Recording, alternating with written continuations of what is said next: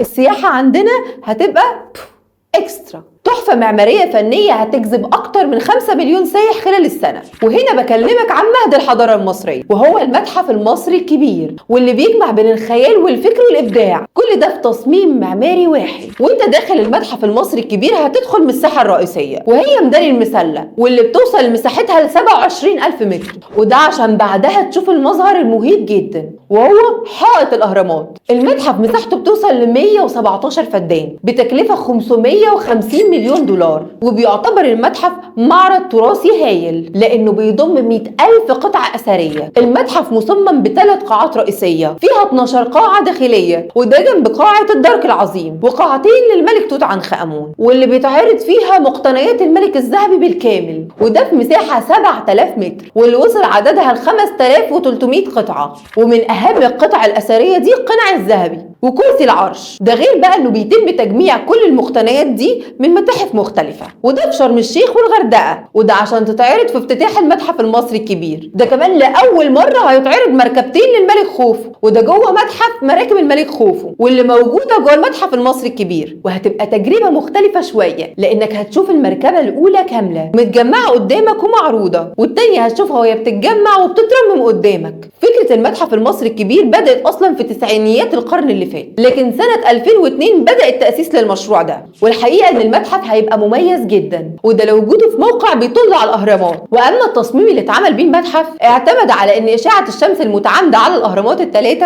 وهي بتتقابل مع كتلة مخروطية، وهي كانت المتحف المصري الكبير. وفي سنة 2005 تم التمهيد للموقع، وسنة 2006 اتعمل أكبر مركز لترميم الآثار في الشرق الأوسط، وتخصص بس عشان يتم صيانة وتأهيل القطع الأثرية واللي هتتعرض في قاعة المتحف.